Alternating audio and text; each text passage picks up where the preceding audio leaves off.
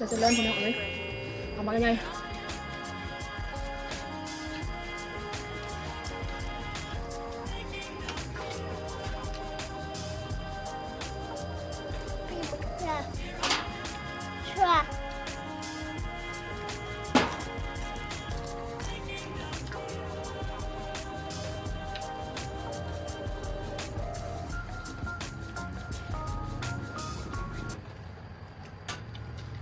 เดี๋ยวคือน้ำน้อยเหมือนเวลาล่ะจับมัน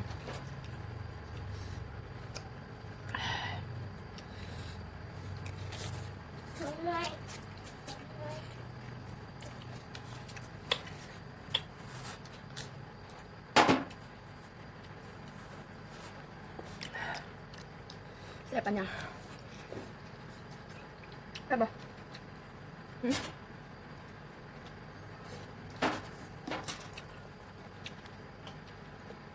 ไม่แต่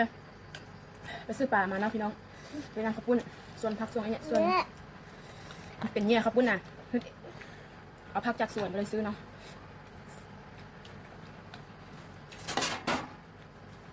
หมักทัวปลูกเอง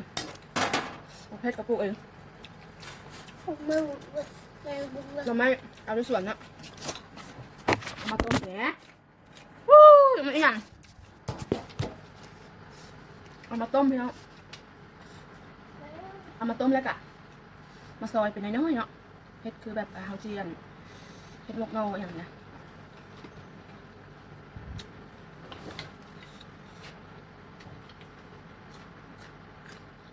ถั่วแซ่บหวานเป็นมะกรูดจากสวน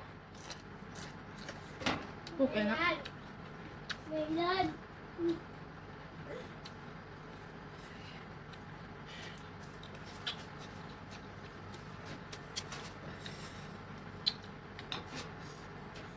จ้ะปีนขับใจ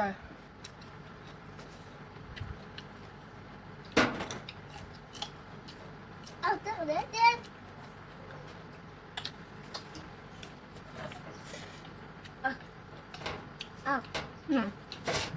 แต่ว่าซ่อมอย่างแบบลูกกำลังทำไมนั่งกินดีๆไหมนั่งลง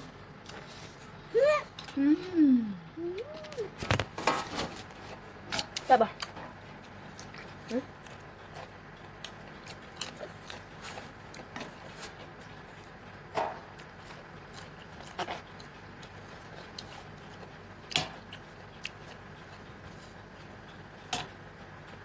ลูกใจกินน้ำ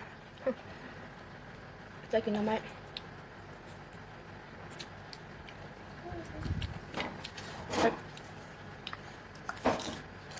ชิมดูชิมดูใช่ลูก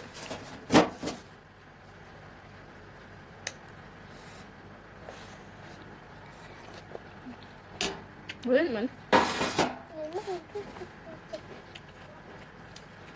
ใช่ป่ะ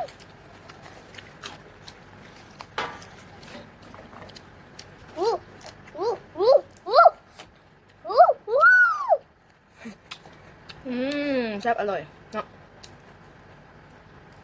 จะร้อนพี่น้องเลยเอามายังไง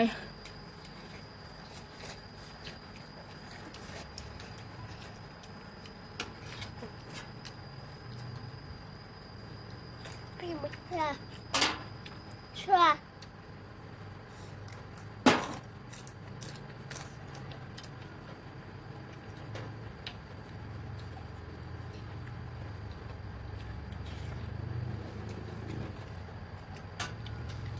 เดี๋ยวคือน้ำน้อย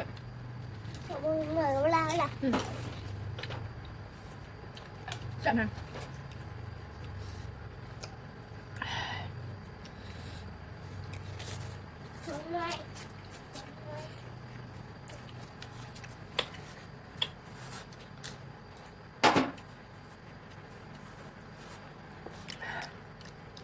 แซ่บปัญญา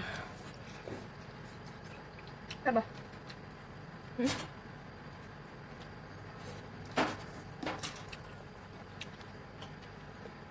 ไม่แต่ไปซื้อปลามาเนาะพี่น้องไปนำข้าวปุ้นส่วนผักส่วนนี้ส่วน มันเป็นเนี่ยครับปุ้นน่ะเอาผักจากสวนไปเลยซื้อเนาะ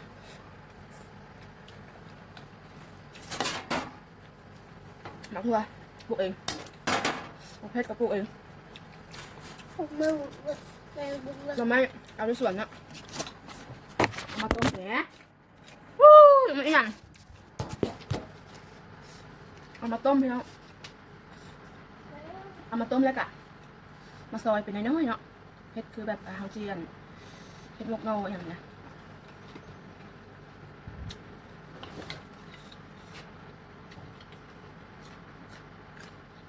หวานแซ่บหวานเป็นมะกรูดจากสวนปลูกเองนะ ไม่เล่น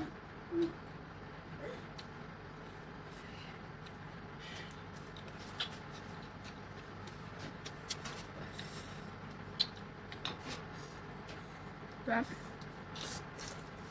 ปีกขับใจ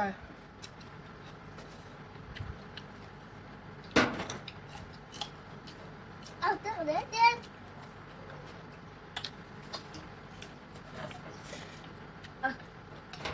เอา อืม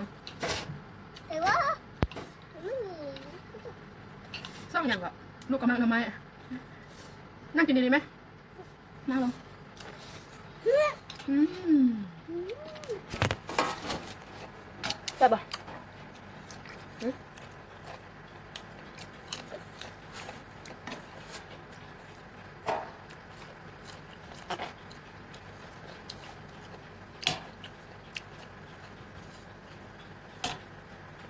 ลูกใจกินน้ำใจกินน้ำไหม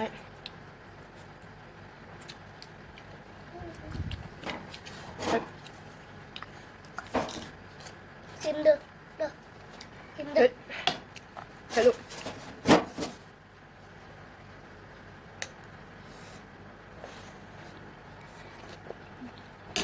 เฮ้ยเหมือนแบบบ่